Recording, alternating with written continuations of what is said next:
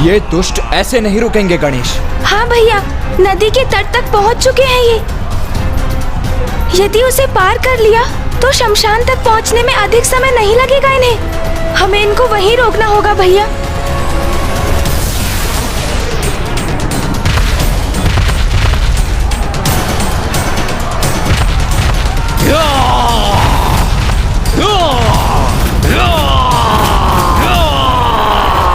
गणेश, नदी के तट पर पहुंचे असुरों को तुम रोको और अन्य को मुझ पर छोड़ दो।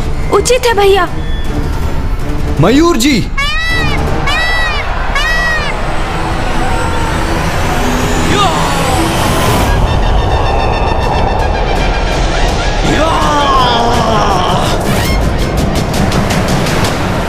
अरे सावधान, इस नदी का जल तो हमारे लिए।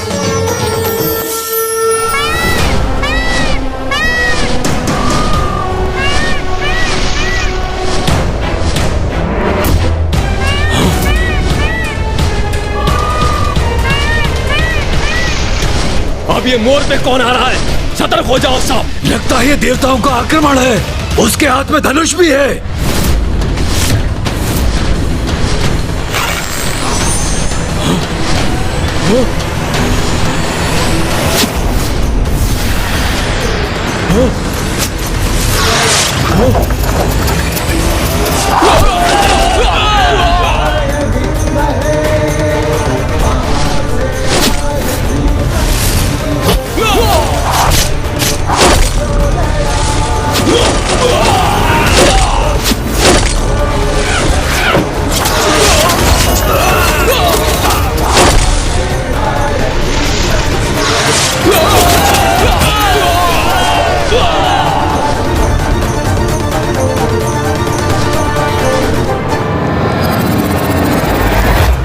असुर सेना रूपी ये संकट तो टल गया।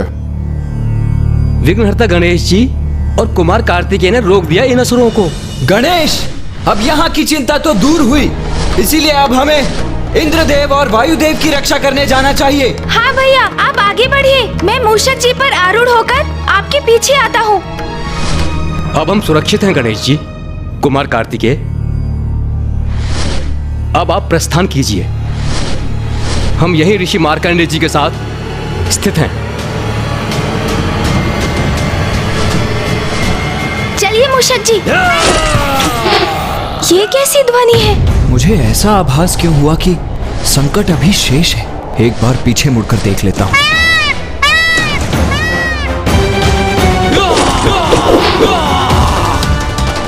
ये असुर तो अभी भी शेष है और देवताओं की ओर बढ़ने के लिए छलांग लगा रहे हैं। इस असुर सेना का अंत नहीं हुआ अभी।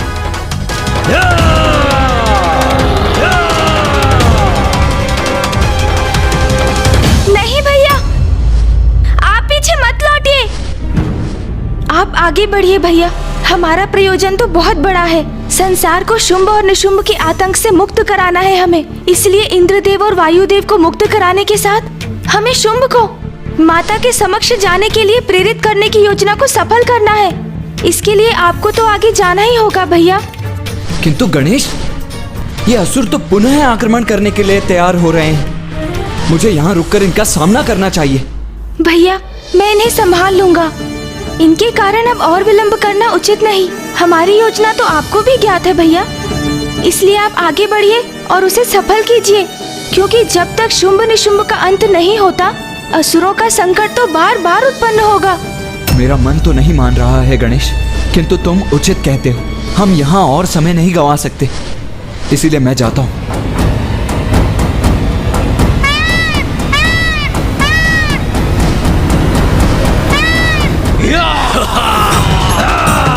अब देवताओं की रक्षा कैसे करोगे तुम?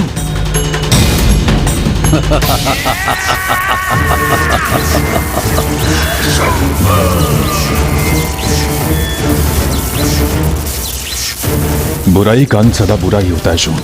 इसलिए अभी तुम हमें कितने भी कष्ट क्यों ना दे लो, किंतु तुम्हारी दुष्टता का अंत अवश्य होगा। अरे अरे भैया, भैया इतना प्रताड़ित मत करो लाचार देवताओं को। कहीं इनके प्राण इनसे विलग ना हो जाए।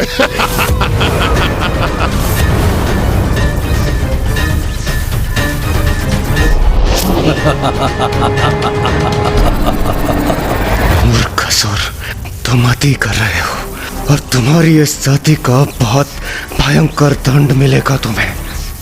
इंद्रदेव इंद्रदेव इंद्रदेव, व्यर्थ है तुम्हारा हठ।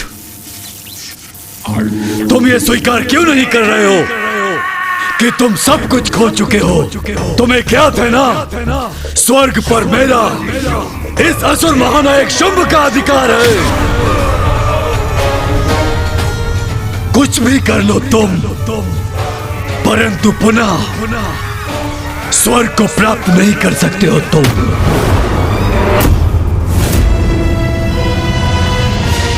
तो व्यर्थ में ही इतनी ताड़ना के भागीदार क्यों बन रहे हो तुम? क्यों? अच्छा है इंद्रदेव, अच्छा है, बहुत अच्छा है। यदि तुम यही चाहते हो तो यही होगा। तुम्हें प्रताड़ित करने के लिए बहुत समय है मेरे पास, बहुत समय। पर मैं थकूंगा नहीं। पर तुम्हें अपने कष्टों से मुक्ति चाहिए तो बताओ, कहाँ है अमृत?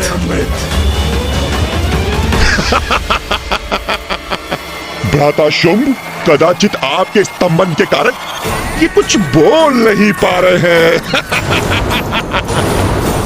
इन्हें स्तंभन से मुक्त करना होगा, तभी बेचारे कुछ बोल पाएंगे। उचित कह रहे हो तुम भ्राता शुंभ।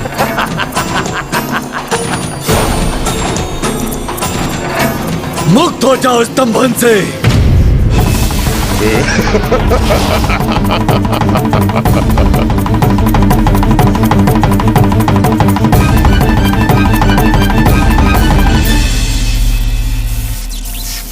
दुष्ट शुंभ, तुम कितने भी प्रयत्न क्यों ना कर लो, मैं अमृत को तुम्हारे हाथों में कभी भी बढ़ने नहीं दूंगा, कभी भी नहीं।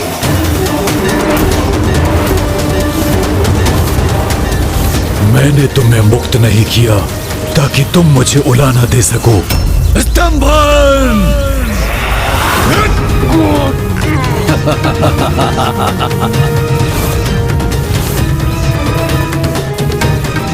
अभी तुम पर तनिक भी दया नहीं करूंगा।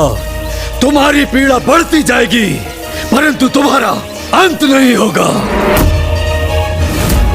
तनिक मैं भी तो देखूं कि कब तक इस पीड़ा को सह सकोगे तुम।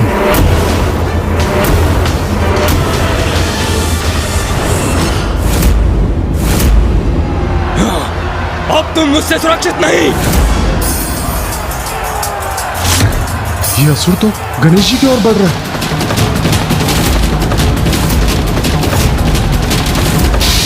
मूर्ख असुर, सुरक्षित तो तुम नहीं हो।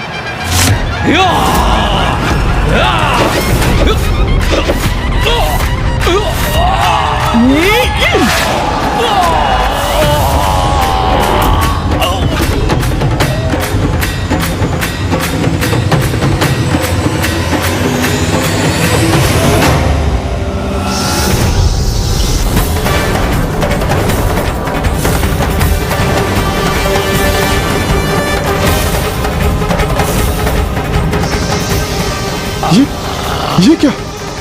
टिड्डियों के दल की भांति आकाश मार्ग से ये असंख्य असुरों की सेना एक बार पुनः हमारी ओर बढ़ रही है।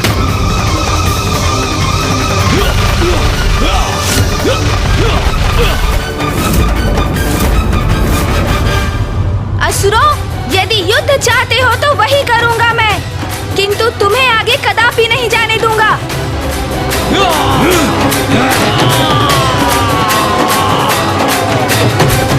मैं तुम्हें अपनी शक्तियां प्रदान करती हूं।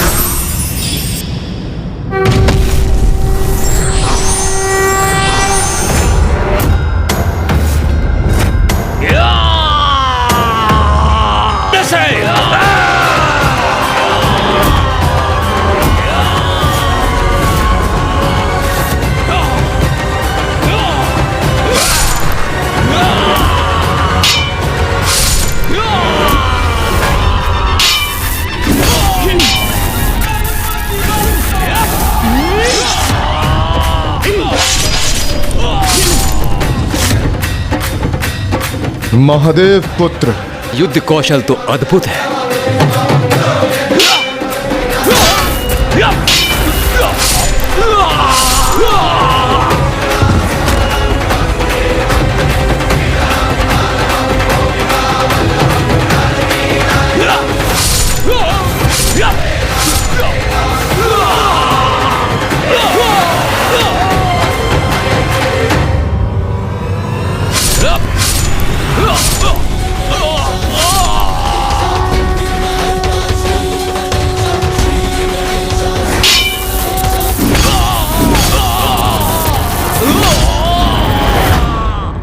हम यहाँ खड़े खड़े गणेश जी को इन असुरों से अकेले युद्ध करते हुए नहीं देख सकते। हमें आगे बढ़कर उनकी सहायता करनी चाहिए। रुक जाइए सूर्यदेव, इन असुरों के साथ तो मैं भी युद्ध करना चाहता हूं, किंतु कुमार कार्तिकेय और गणेश जी का आदेश था कि आप देवताओं को यहीं शमशान में रुकना चाहिए। ये असुर तो आप देवताओं को बंदी बनाने के आशय से ही यहां आए। और वैसे भी पार्वती नंदन गणेश जी को किसी की सहायता की आवश्यकता कहां है?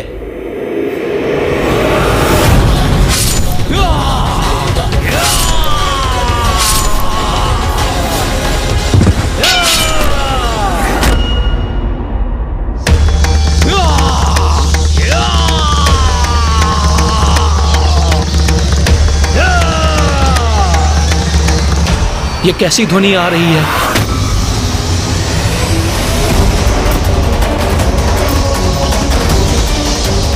ये असुर सेना तो पूर्ण रूप से नष्ट नहीं हुई, वो तो पुनः आ रहे हैं।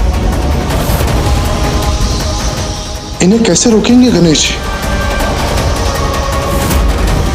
और युद्ध के इस कोलाहल के कारण यदि मेरे प्रभु का ध्यान भंग हो गया तो फिर अनर्थ हो जाएगा।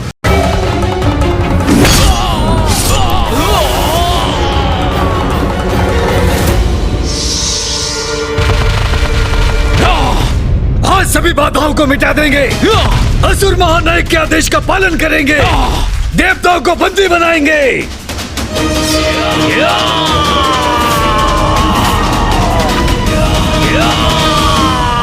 ये असुर गणेश जी को छोड़कर देवताओं को लक्षित कर यहाँ शमशान की ओर बढ़ रहे हैं। कदाचित उन्हें ज्ञात नहीं कि महादेव भी यही हैं, और यदि उनका ध्यान भंग हुआ तो उनकी विनाश लीला से कोई सुरक्षित नहीं रहेगा।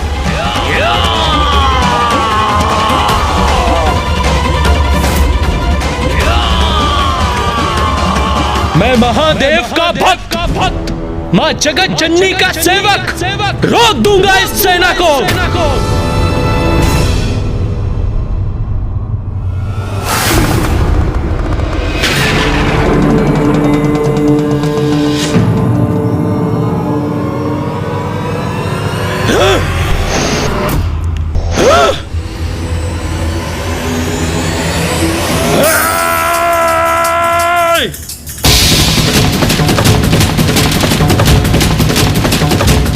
जो भी है यहाँ हमारा आखेट बनेगा, किसी को भी नहीं छोड़ेंगे हम।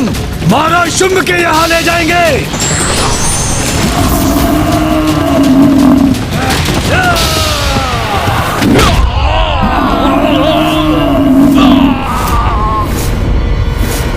दुष्टों, महादेव का प्रधान सेवक हूँ मैं, तुम मुझसे पार नहीं पा सकोगे। कोई भी हो, हम तो सुरक्षित नहीं, सभी बाधाओं को लक्ष्य करेंगे हम।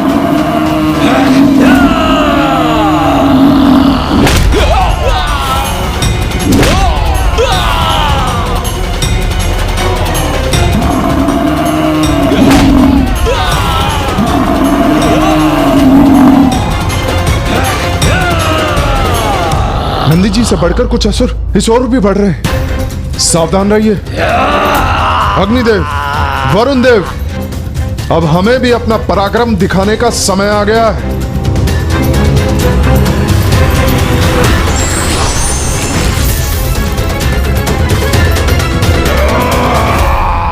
ऋषिवर, हमें इन असुरों का सामना करना ही होगा, इसीलिए कुछ समय के लिए आपको अकेला छोड़ने की अनुमति दीजिए हमें। आप सभी तो देवता हैं, दुष्टों का विनाश करना तो आपका दायित्व है। आपको आपके कर्तव्य से नहीं रोकूंगा मैं। इसलिए आप अवश्य जाइए। धन्यवाद ऋषिवर।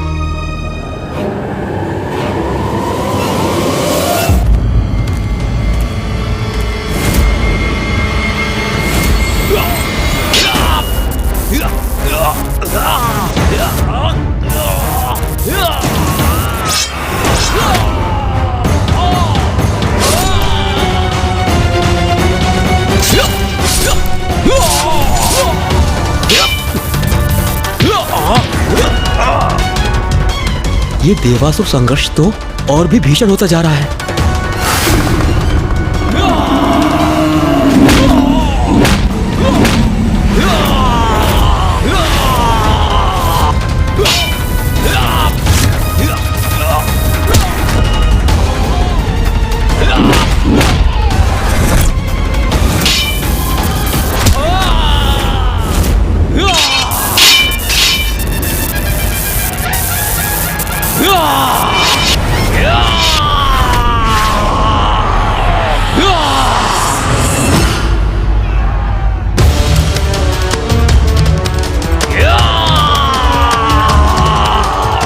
नदी के तट जो असुर हैं, उनका अंत गणेश जी कर रहे हैं, किंतु अब ये जो असुर आ रहे हैं, ये तो सीधे शमशान की ओर बढ़ रहे हैं और अब युद्ध महादेव के चारों ओर हो रहा है।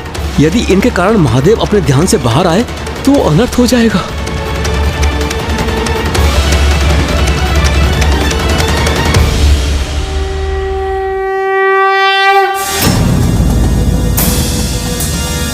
पुत्र गणेश, सूर्यदेव, अग्निदेव, वरुण देव और नंदी अपना संपूर्ण सामर्थ्य झोंककर असुरों से युद्ध कर रहे हैं, किंतु शुंभ के स्तंभन ने देवताओं की शक्ति क्षीण कर दी है। इसीलिए देवता अपनी संपूर्ण शक्ति से असुरों से युद्ध कर उन्हें रोकने में असमर्थ हैं। अब मुझे ही उनकी सहायता करनी होगी। तुम सभी का अंत करूंगा मैं। अंत हमारा नहीं तुम्हारा होगा सूर्यदेव।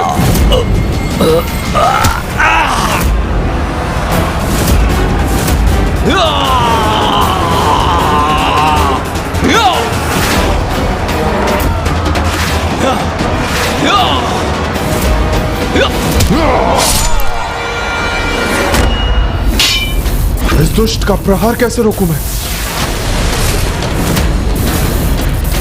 तुम चारों ओर से घिर चुके हो सूर्यदेव, अब तुम हमसे सुरक्षित नहीं।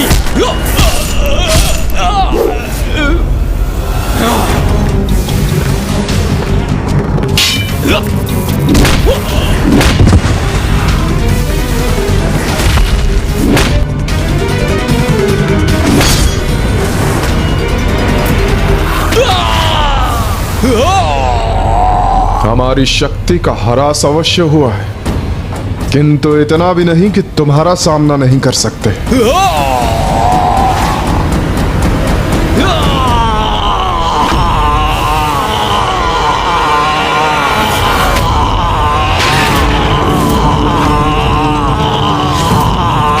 ये क्या? ये असुर तो महादेव की ओर ही आ रहा है। ये क्या कर दिया मैंने? इस असुर को महादेव की ओर फेंक दिया। ये असुर तो महादेव से टकराने जा रहा है।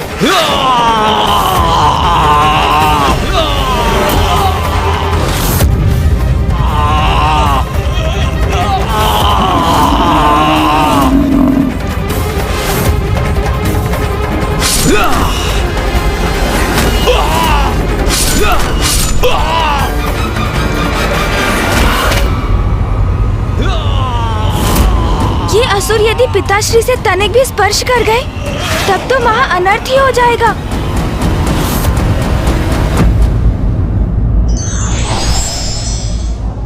युद्ध का मैदान हो या कार्यस्थल, हमें डटकर तन्मयता से अपना योगदान देना चाहिए।